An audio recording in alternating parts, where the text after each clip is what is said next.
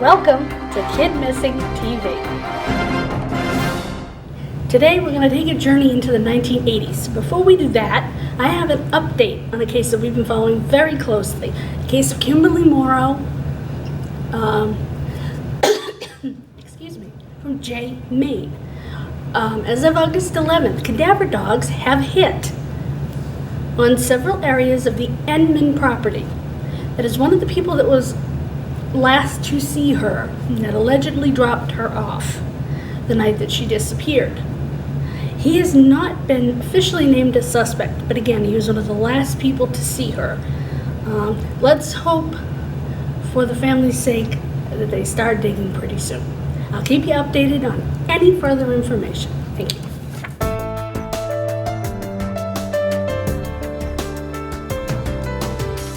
Matthew Crocker disappeared from Van Buren, Arkansas on June 9, 1983.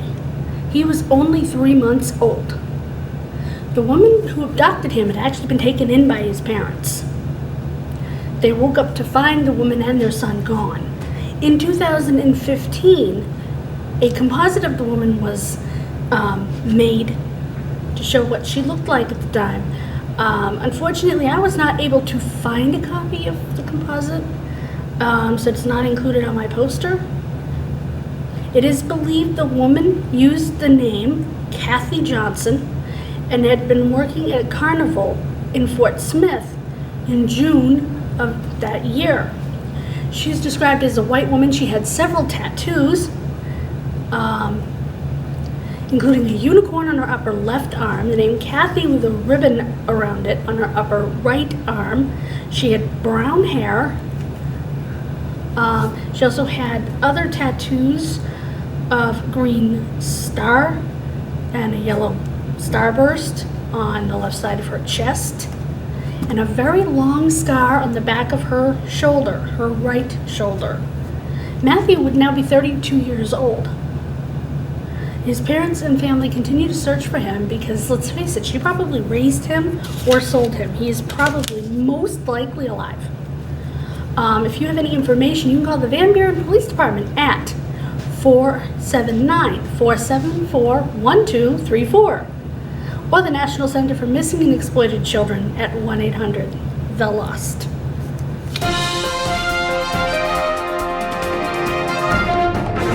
Paul Baker disappeared from Beaufort, South Carolina on March 5th, 1987. He was just 3 years old. He was living with his dad, his stepmom, and his stepmom later on was convicted as a babysitter for abusing a child that she had in her care. She is the suspect in this case, as she did abuse him as well. They know this for sure. When she was convicted of beating the girl that she babysat, she received 10 years in prison, which is a good thing. She deserved longer than that. The beaten child is described as having missing patches of hair, bruising throughout her body.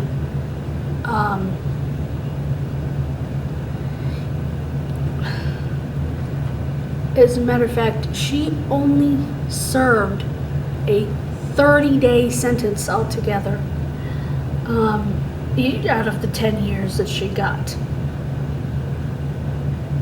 It is believed, like I said, that they did something. I'm not sure whether the father had anything to do with it, and neither are authorities. His DNA is in the National Missing Persons DNA database, Paul's. And if you have any information, you can call the Beaufort County Sheriff's Office. Ask for Captain Bob Bromwich, 843-816-8013.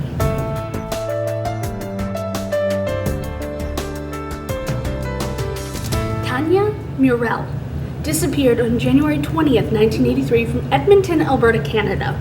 She was 6 years old at the time. She was last seen leaving the first grade. It was about 11 a.m., I guess that's when they got out, to walk home. She never arrived. In 2013, her best friend talked a little bit about the case. She is now 36 years old.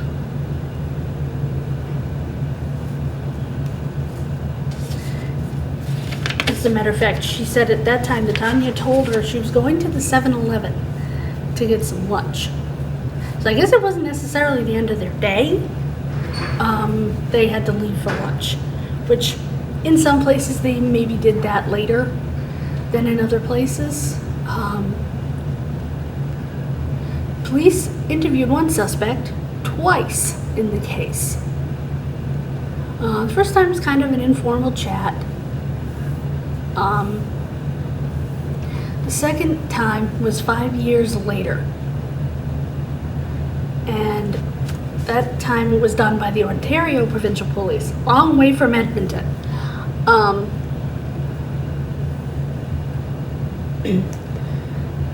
And it was hard-hitting and dragged on for 11 hours. When suddenly everything went south, the suspect glared at the detectives and uttered these taunting game-over words. F you. You ain't got a body. Yeah, I'd say that saying I'm guilty. Prove it. But that's just me. He was right. The police didn't have a body. However, a firm belief. A 99.5% belief he did it. The Morels staunchly defended the suspect when police asked about him. Oh no, not Elle, not him, the mother pleaded. He's our friend. Close, but one too many letters. Mrs. Morel, the guy was a friend.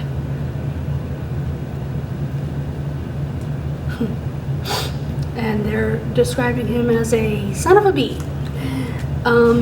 Mom and Dad were well aware the man was twisted, but welcomed him into their family anyway. Especially when he showed up with a case of beer. Lovely. Lovely, lovely, lovely. And no one has heard from Tanya in the 30 years since her disappearance. So, they're pretty sure that there is almost no chance that she is living, unfortunately. And they really want to find her remains so they can put this man in jail. Don't know where he is now. Hopefully in jail for something else. My opinion. In 2012, Tanya's brother John died. And she only has one sister remaining to still search for her or bring her remains home for burial. If you have any information, you can call the Edmonton Police Service Detective Ralph Godfrey, 780-421-3382.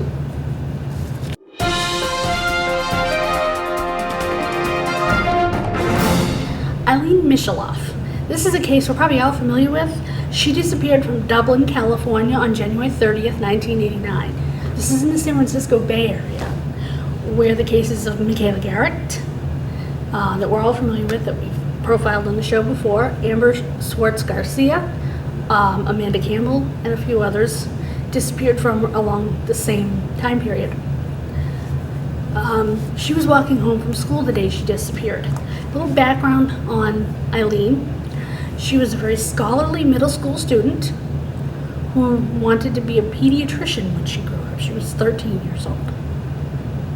She was also a promising figure skater. She even competed against future Olympic gold medalist Christy Yamaguchi. That's pretty cool. And she won many first place ribbons all over the Bay Area. Then, of course, she was snatched. The Bay Area went berserk because this was the third girl in 7 months to be abducted.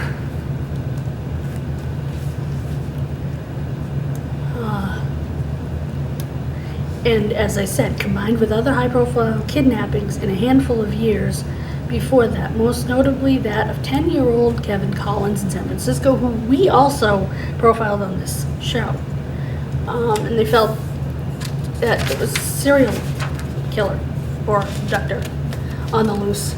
And I think that that's a very good possibility in these cases. Each year, her family recreates the 2-mile walk she took from her school, Wells Middle School, to where she was last seen on San Ramon Road and Amador Valley Boulevard.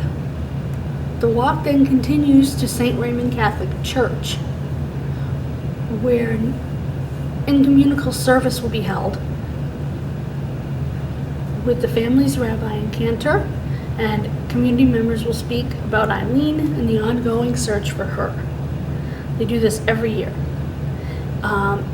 In March of 2015, the only update was that Eileen would have turned 40 years old. There is a website, find-Eileen,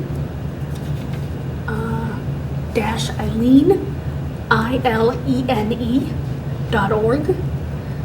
There's also a $95,000 reward in this case.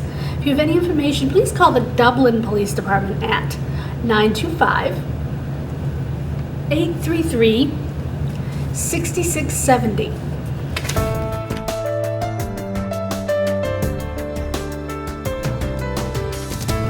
Amy Sue Pagnac disappeared on August 5th, 1989. She was 13 years old. She disappeared from Osseo, Minnesota. She requires medications for allergies and has seizures due to unknown causes. She was last seen at the gas station. She was waiting for her dad in the car. She may have had a seizure and become disorientated, is one of the thoughts that authorities had. In 2014, Amy's case ramped up, and the FBI investigators and state forensic scientists searched Pagnac's house and dug up the backyard that May. In June, they dug up the family's farm in another county. Amy was honored in 2014 at what would have been her 20-year high school reunion. We are always looking for Amy, said her sister. And we still want anyone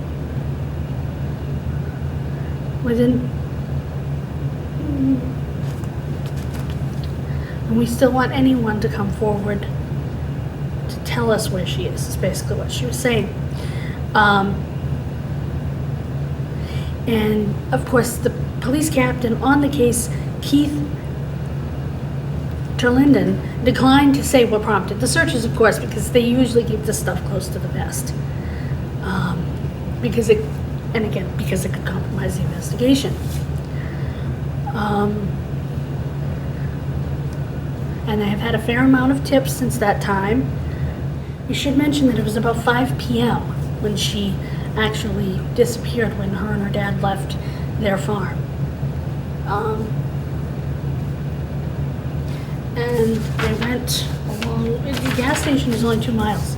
Considering that they had a rural farm, the gas station was only 2 miles away, which is a good thing.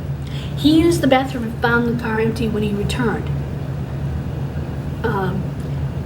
There are a lot of theories. One of them that she could have been abducted for prostitution, because someone claimed to have spotted her in a strip club a few years later and at a bus or train station in 1992.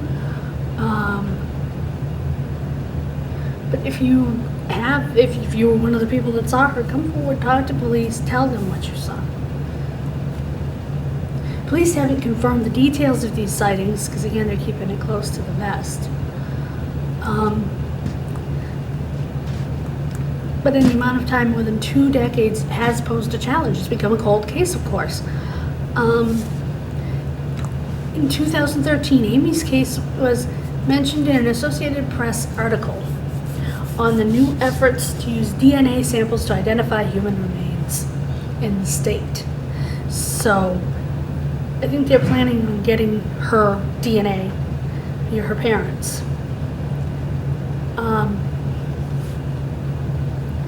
In 2015, her mother said, "It is hard to imagine Amy looking any different than she did 26 years ago, and difficult getting used to the concept. Amy has wrinkles now."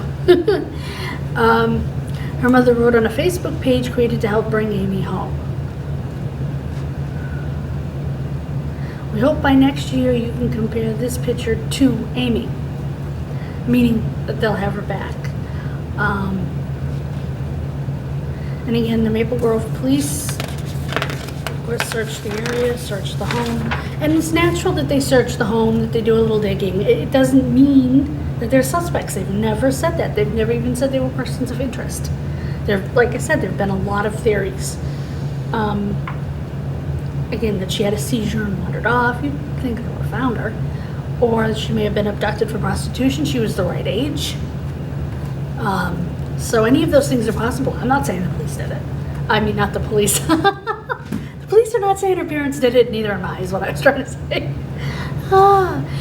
If you have any information, you can call the Maple Grove Police Department, Detective Travis Pobuda, at 763-494-6100.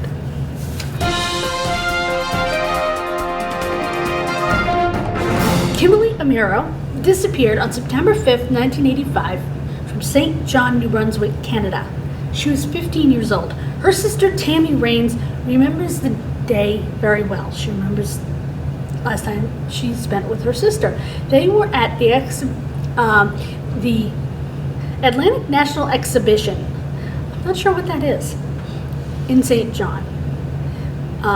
Tammy had to leave early, so they walked to the bus stop together. But her sister, Kimberly, turned around to go back to watch the fireworks and then to return home. And her sister sadly says, "I was the last person to see her." They interviewed her sitting at a table with her brother and sister-in-law. In 2014, her mom's hope is to get her daughter's remains. Her mother had no hope at that point that she was alive. She'd been missing 29 years. It's hard when you come to that realization, you know. I can't even imagine. But Kimmy was 5 feet 8 inches tall, 110 pounds. Light brown hair and blue eyes, in case there's the smallest chance that she was alive. She also went by the name Kimberly Cormier and Kimberly Foster. Today she would be 45 years old. I wonder why she did that.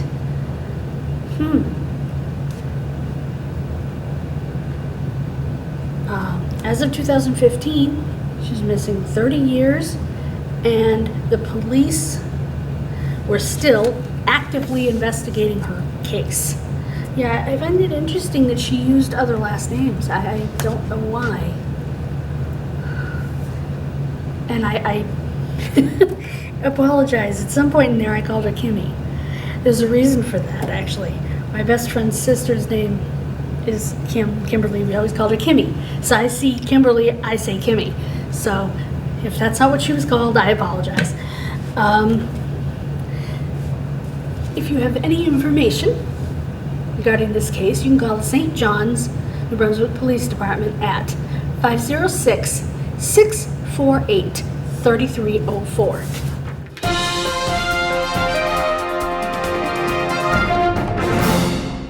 Local crime history. You want to talk local? This one took place in Manchog, folks. In July of 1935, Newell Sherman drowned his wife on July 20th in Lake Singletary. His trial began September 23rd in Worcester District Court. He was found guilty October 1st. That trial wasn't very long. And on August 4th, 1936, my birthday, although a couple of decades before, several decades before, he was electrocuted, killed in the electric chair in Boston. We don't have the death penalty any longer, but And he's buried in the West Sutton Cemetery.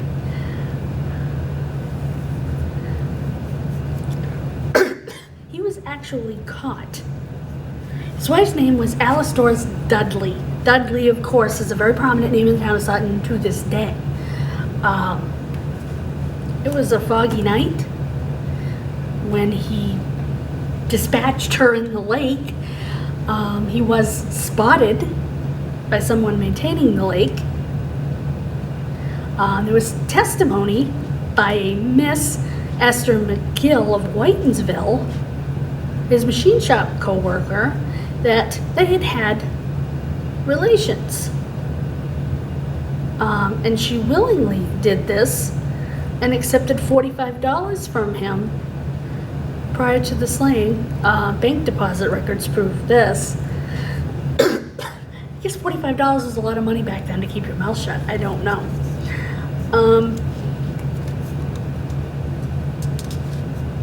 Matter of fact, Gil told him to drown himself. Nice lady.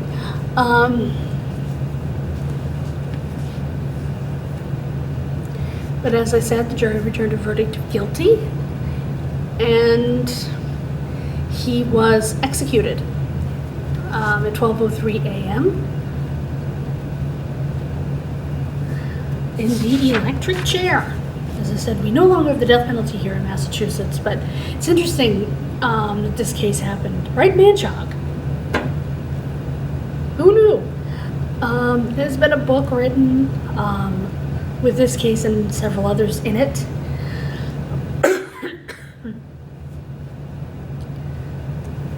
Because this case became so well known. Well, you never know what's going to put your little village on the map.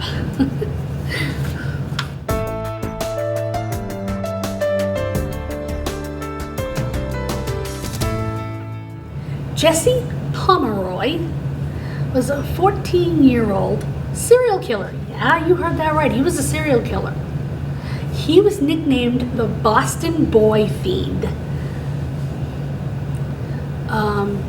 He killed in South Boston, Massachusetts between February of 1874 and April of 1874.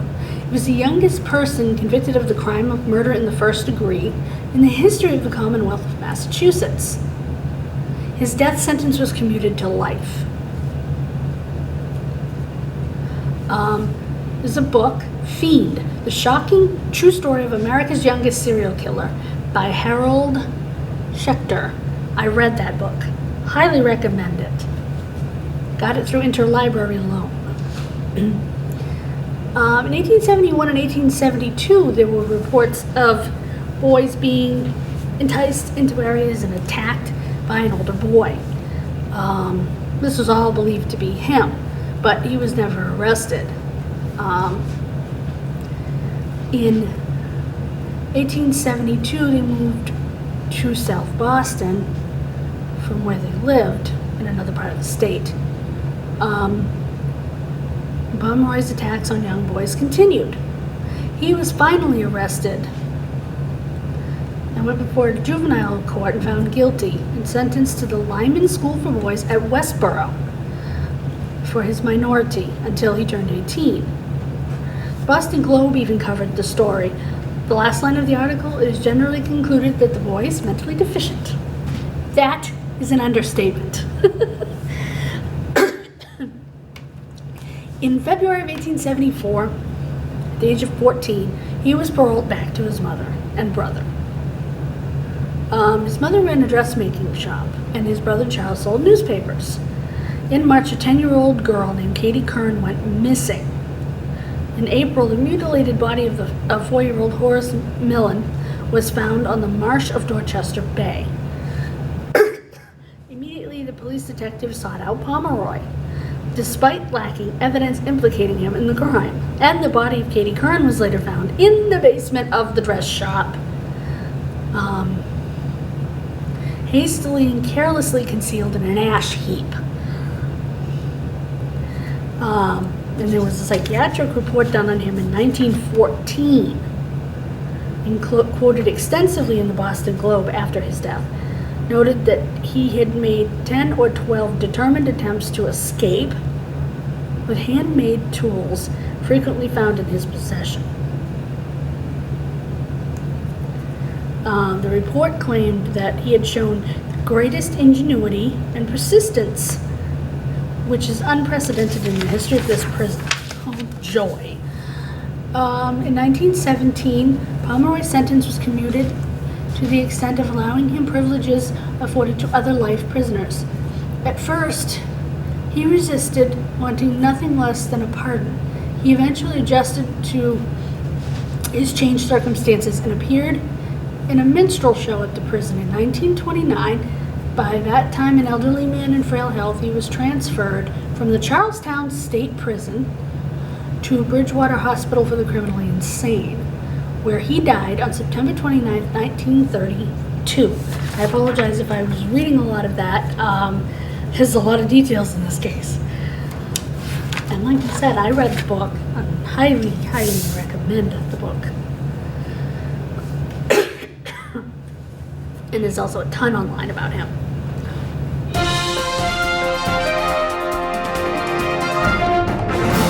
Amy Malevich. Amy was 10 years old when she was abducted from Bay Village, Ohio. She was abducted and murdered on October 27, 1989. Her body was located on February 8, 1990. James Renner wrote a book called Amy, My Search for Her Killer. Amy was sort of his Sarah Pryor, what Sarah Pryor was for me, the little girl in the pictures on the TV when he was a little boy. Of course, he had a crush on her. I don't go that way, so I didn't have a crush on Sarah. But and she just became sort of an obsession. And he wrote the book. He's done tons. He has a blog online that you can read that has a ton of information about Amy's case. Amy received a phone call from a man saying her mother had been promoted at work and to meet him at the Bay Village Shopping Center after school, and he would help her pick out a gift. He would buy a gift for her mom to celebrate her promotion. So she did this. She only told one of her little friends. She told a grown-up, baby grown-up, what is it? Yeah, bad idea.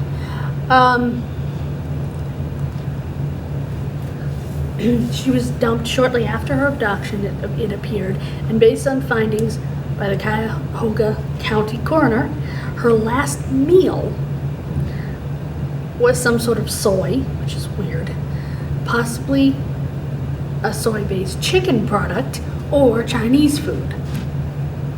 It's a bizarre meal to give to a 10-year-old. That may even be a clue. There were yellow gold colored fibers on her. The killer actually did take trophies: her horse riding boots, her denim backpack, and a binder with Buick Best in Class written on it. And her earrings in the shape of horse heads. They were turquoise. Blood believed to be that of Amy was found in her underwear, indicating she may have been raped or sexually abused. There's also mitochondrial DNA from the crime scene that was sampled to use in future comparison to suspects. The Bay Village Police and the FBI have conducted an extensive investigation into her disappearance and murder. They have given dozens of lie detector tests, 20,000 interviews. This was described as the biggest search in Ohio's history since the disappearance of Beverly Potts, who we talked about on this show before. In 2014, investigators were asking for friends and acquaintances of her late mother to come forward. The Cleveland FBI said one day, but they're not really clear as to why.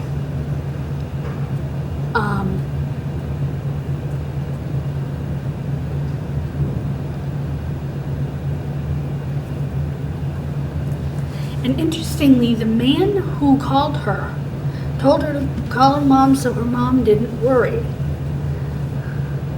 Now there is a new push, as I said, to find any information leading to the killer in this case.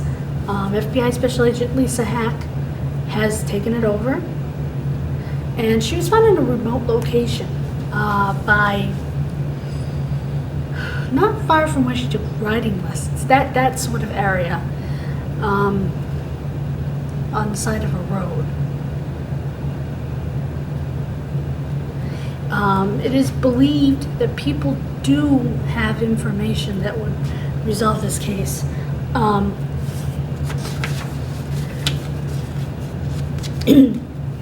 just want to say that if you want to know more about a whole bunch of theories and suspects that James has on his blog, go to his blog. None of these have been named by police, so I've chosen not to name them here. But you can go to his blog and learn more about that. His book may be difficult to get because it was only released in Ohio. I was lucky enough to get it through an interlibrary loan. Well, we no longer do interstate interlibrary loan here, so that may be a problem. If you have any information about this case, you can call either the Bay Village Police Department at 440-871-1234 or the Cleveland FBI office at 216-522-1400. Before we close the show, I just want to give you a quick programming note. Next time, we will be in the 1990s. Got some interesting cases, as always, for you. Thank you for joining us this time. I hope you learned something, and I hope if anybody watching this on television or especially on YouTube has any information, that they'll call one of the numbers that I gave and that will be on your screen. Please look at these pictures. Please share this video. Help these kids. Again, thank you for watching this. Thank you for keeping this going. I love doing it. God bless you. Have a great rest of your day and rest of your week. Good night.